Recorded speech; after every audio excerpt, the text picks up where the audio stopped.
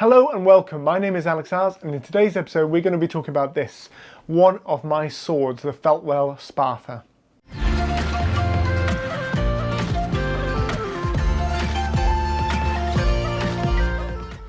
So welcome back. This here is the Feltwell Spatha, or at least a reconstruction of it. I haven't got the real one in my hands.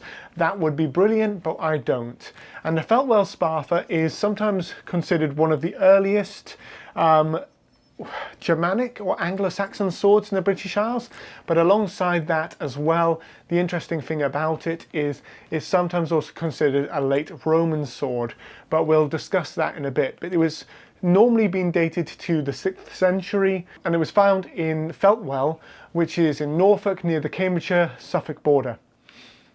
So with that being the case, starting off with the Feltwell site. So Feltwell was a late Roman villa. It had evidence of possibly a pre-Roman phase as well. There was lots of Iron Age pottery dated roughly to the 3rd century BC, so there may have been an Iron Age settlement underneath the villa. Now it's a type of villa that's called a corridor villa. So you have a central corridor and then you have rooms coming off it, and that makes your villa right there. So when you had the villa, and slightly further away from it, they had a bathhouse attached. Now I'm sure I'm going to do some videos on villas in the near future. They're one of my passions, and there's some of the buildings attached to them especially so. For instance, something called an aisled hall I'm really passionate about, and if you subscribe you'll get to see some of that in the future. But with this, a corridor villa, these are not too uncommon, and actually it's in the late Roman period in the British Isles we start seeing more and more villas popping up, possibly because there's more wealth around the place, or established landowners are building second, third, fourth, who knows how many more houses in and around the countryside for them or their attendants to live in. So you've got a corridor villa existing in the British Isles. When you've got this corridor villa, if the owner became more wealthy or wanted to establish this more, they would continue adding additional corridors, and eventually it would become a much larger compound, which we sometimes see in the south. Well, we see a lot in the southwest of Britain, down towards Somerset way. There's quite a few there, and also across in France and in the Rhineland, places like that, and also of course Italy. These huge villas that obviously sometimes would have been very important regional governors or emperors' palaces, that sort of thing. But nearby to the main corridor villa site you had a bathhouse, and this was a rectangular bathhouse which had its main bath section, a plunge pool and a changing room attached to it, with the hypercourse, so the underfloor heating, so often associated with the Romans. In that they discovered the Feltwell Spatha, a coin dated to 383 to 387, so a late Roman coin, a penannular brooch, so you have that circular brooch, penannular style, and then this, which is the earliest Germanic sword in the British Isles. Now, with that being the case, some people still argue, because of its context and there was nothing else around it, that this could be a late Roman sword, as well as being possibly an early Germanic sword, but it's very much debated as to whether it falls within that sort of 6th century or if it falls more into that 5th century. And because of the fact that it was so rusted, it isn't really certain, but we do sort of see that parallels from the 4th century right the way to the 6th century, where there are certain similarities in the actual sword itself. With the sword, it has the real one has an antler grip, and also has a lot of iron and brass on it. So you can see these fittings here. What we do know is with the grip, these two sections here have rotted away.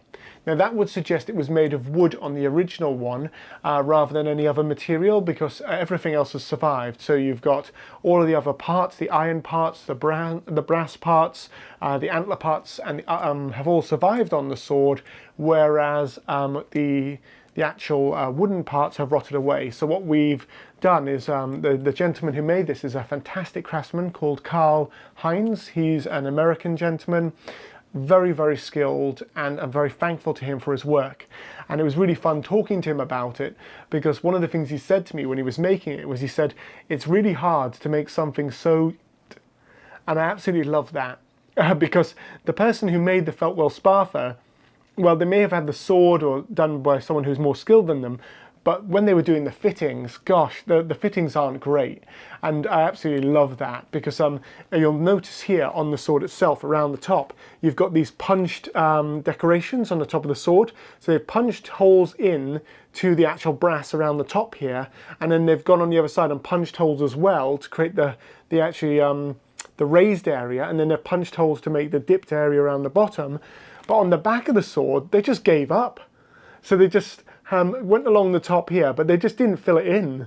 So it's real fun to see that there's someone, you know, they're obviously trying to decorate it. They were trying to fit in with whatever was the established norms of, you know, a decorated sword or something like that. But they just didn't even bother finishing it.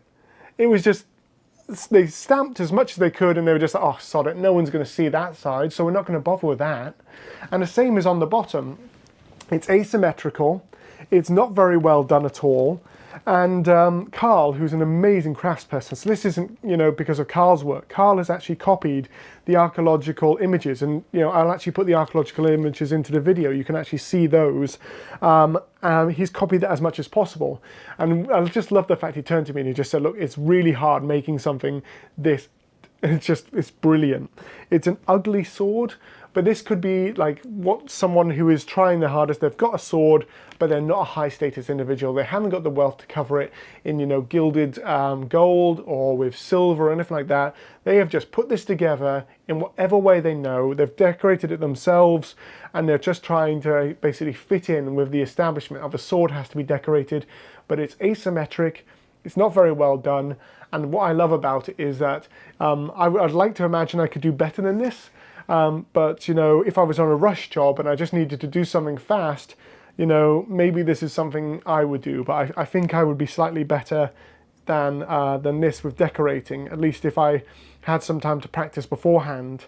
But it's just one of those wonderful little finds that you have within British archaeology. You know, this period of the earlier part of the early Middle Ages, that late Roman, early Anglo-Saxon period, where you've got this 500s deposited into the hypocaust of a bathhouse, left there by someone, either, you know, possibly either like a late Roman Briton in that sort of transitional phase, or an early Anglo-Saxon. Again, if you watch the DNA videos, you can see that there's a lot of transition between those two groups, and actually, you know, people intermarried, they got to know each other. You know, it wasn't a case of the Anglo-Saxons came in and killed all of the Britons, and the Britons were forced into the hills. There's a lot more mixing going on in that period. But someone has come along, they've taken this sword, which isn't very well decorated, isn't very well done with the decoration, and even the fitting for the sword shape isn't very well done itself. So you've got this this really interesting item, which basically, you know, just shows that someone who's trying their hardest to fit in with what is expected of a sword during this period, expected of a warrior's weapon, a soldier's weapon. But they just can't do it. The person who did this was not skilled enough to actually do what was required. And so that's why I chose to have it reconstructed. And when I do reenactment, I do a Roman soldier, or a late Roman soldier. It's one of my characters who I like to portray. And so I asked for this sword to be made because, to me, this sword is brilliant, because you can have the gold-plated swords, you can have the silver-plated swords, you can have those high-status late Roman weapons, but a normal bloke on the ground who is trying to get by in a period with a lot of transition, a lot of change, a lot of stuff going on, this is what I imagine them using.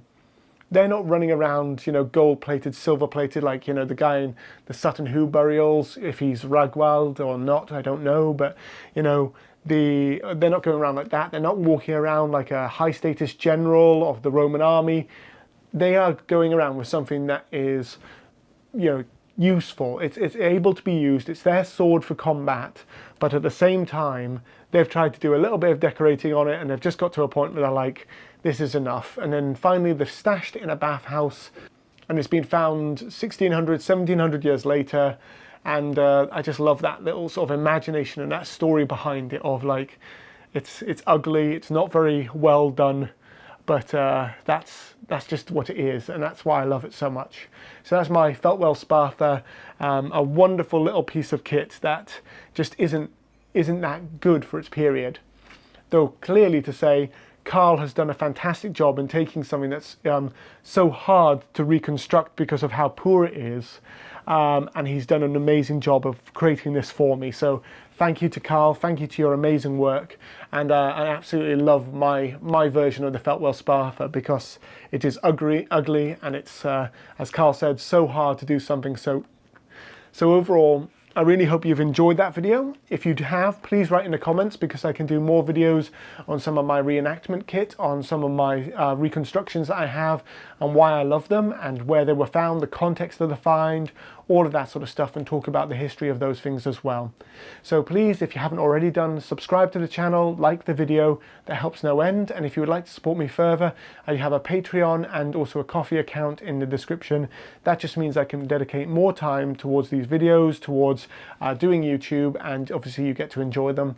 And following on from that as well, I hope you'll join us in another video in the near future. Until then though, stay safe and well, and thank you so much for joining us.